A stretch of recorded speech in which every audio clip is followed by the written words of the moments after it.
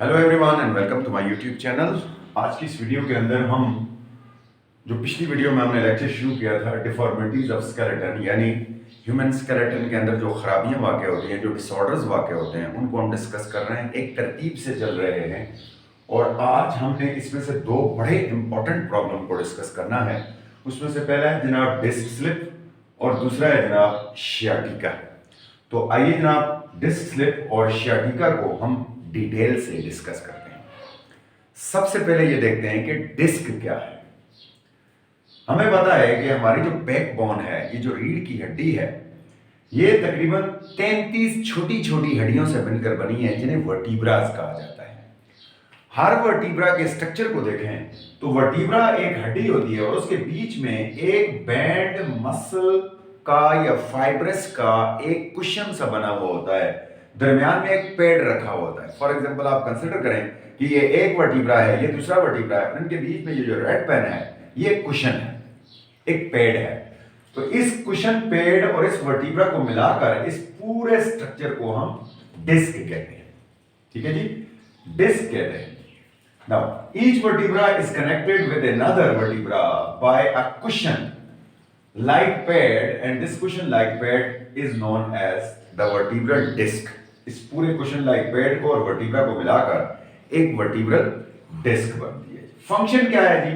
It acts as shock absorber during running, jumping and walking. जब हम चलते हैं, जाहिर बात है इस पर रगड़ आती है, जंप करते हैं, वॉकिंग करते हैं, जो भी है, ठीक है, रनिंग करते हैं, भागते हैं, उस दौरान ये इनको आपस में रगड़ से बचाती है। वर्टिब्रास को कुशन का काम करती है। जैसे गाड़ी की सीट पर हम बैठते हैं तो नीचे फोम लगा होता है, गाड़ी जब जंप करती है तो क्या होता है, हमें ज्यादा झटका नहीं लगता, कोई चीज डैमेज नहीं होती है, क्योंकि वो जो उसमें जो रबड़ लगी होती है वो उसको कुशन एब्जॉर्बर का काम करती है। बिल्कुल ये भी यहां पर कुशन एब्जॉर्बर का काम करता है। स्ट्रक्चर की बात करें, there are two main parts of a disc. Disc के दो हिस्से होते हैं। एक तो बिल्कुल बैरूनी हिस्सा, यहां गौर करें आप, इस तरह से एक बैरूनी सख्त सा हिस्सा होता है। इस बैरूनी सख्त वाले हिस्से को हम कहते हैं जनाब annulus fibrosis. The outer part of the disc is called annulus fibrosis. It is a strong ring of fibrocartilage. ये एक फाइब्रोकार्टिलेज का बना हुआ एक स्ट्रॉन्ग सा रिंग है। देखिए मैंने रिंग बना दिया है, that hold the vertebra together। और इसका काम क्या होता है, ये दोनों वर्टिब्रास को जोड़ के रखता है, काफी स्ट्रॉन्ग होता है, मजबूत होता है। ऊपर वाले वर्टिब्रा से भी अटैच होता है, नीचे वाले वर्टिब्रा से भी अटैच होता है। इस तरह दोनों वर्टिब्रास को आपस में जोड़ के रखता है, हटाने नहीं देता। याद रखिए कि दरमियान और कोई कनेक्शन नहीं होता, यही इनको होल्ड करके रखता है।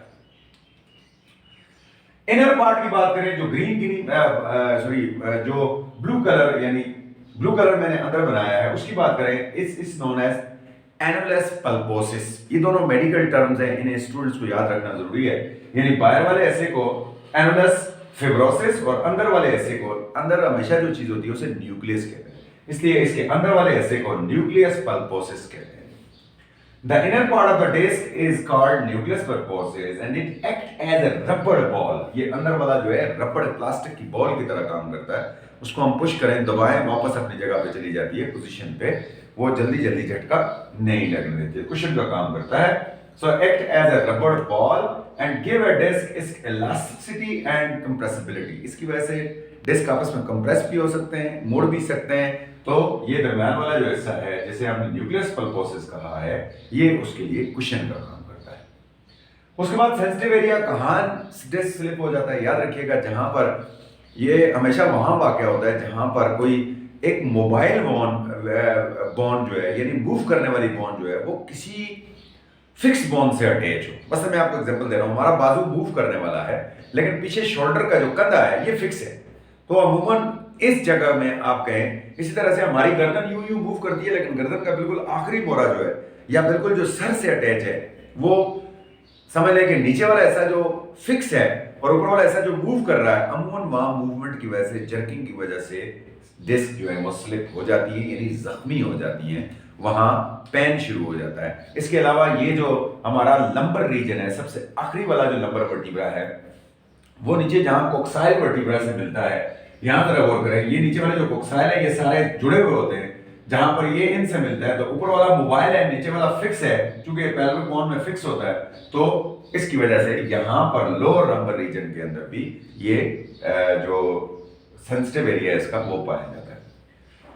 It mostly happens in the area where mobile bone joined with an immobile bone, especially in neck region and the lower lumbar region. मैंने आपको एक्सप्लेन कर दिया।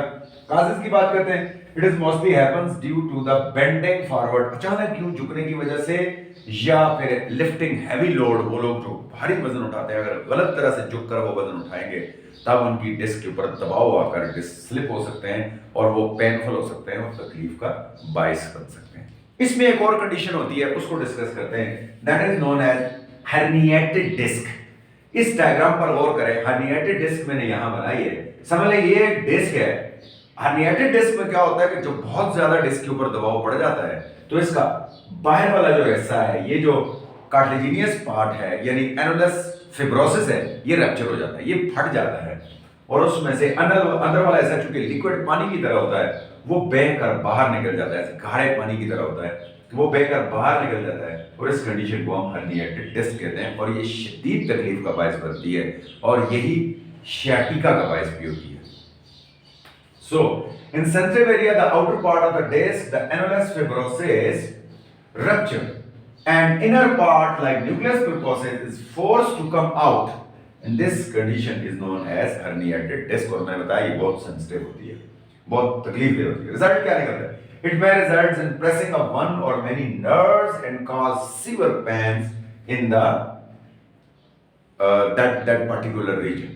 बहुत शदीद दर्द होता है क्योंकि वो जो डिस्क का जो मवाद है, इन जो न्यूक्लियस पल्पोसिस है, वो जब बाहर निकल गया तो वो नर्व को दबा देता है और नर्व दबने की वजह से यकीनन तकलीफ होती है, पेन होता है। ट्रीटमेंट क्या कर सकते हैं? It is mostly treated with the bed rest, bed पे आराम करें। उसके बाद पेन किलर्स, कुछ पेन किलर यूज हो सकती हैं और कभी कभी जो फॉल्टी डिस्क होता है उसे रिमूव किया जाता है सर्जरी करके और उसकी जगह कोई हेल्दी चीज डाल दी जाती है, हेल्दी डिस्क आजकल डाला जाता है। तो इस तरह से इस जो डिस्क स्लिप है उसका ट्रीटमेंट किया जा सकता है।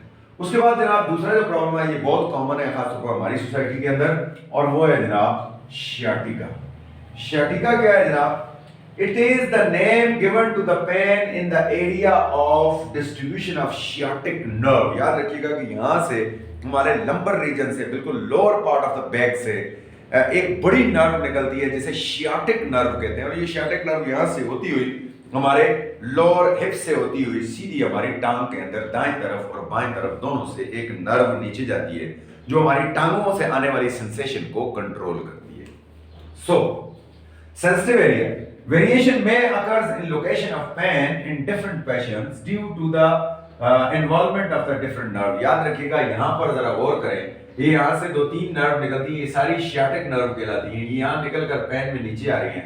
अब जो पेन की सेंसिटिव एरिया है वो डिफरेंट हो सकता है, कुछ लोगों में भी ये पेन यहाँ तक ओरिजिनेट हो रहा हो, कुछ में यहाँ तक हो, कुछ में यहाँ तक हो, कुछ में यहाँ और कुछ में आखिर तक। तो नर्व का जो रूट है उसके शॉर्ट या लॉन्ग होने की वजह से दर्द की जो पोजीशन है वो डिफरेंट हो सकती है। कुछ लोगों में सिर्फ हिप में दर्द होता है, कुछ में नीचे जो है आपके थाई तक जाता है, कुछ में जो है वो आपके में भी एंकल तक जाता है आखिर तक, लेकिन डिफरेंट हो सकता है और वो डिफरेंट रूट की वजह से। काजेस क्या है? Most common causes of sciatica are, sciatica ज्यादातर इन वजूहात की, पहला है डिस्क स्लिप, मैंने आपको पहले बता दिया था, अगर डिस्क स्लिप हो गई तो इसके अंदर से जो नर्व निकलता है वो दब जाएगा और वो नीचे तक दर्द शुरू कर देगा। अच्छा जी, दूसरा है पिरिफॉर्मस सिंड्रोम। ये बात जरा समझने की है। पिरिफॉर्मस मसल होता है आपके, ये बड़ा सा बैंड होता है मसल का आपके हिप के अंदर, जो पेल्विक बोन, ये पीछे पेल्विक बोन से लेकर अगली पेल्विक बोन तक आकर जुड़ा हुआ होता है, काफी बड़ा मसल होता है, पट्टा होता है, इसे कहते हैं पिरिफॉर्मस मसल।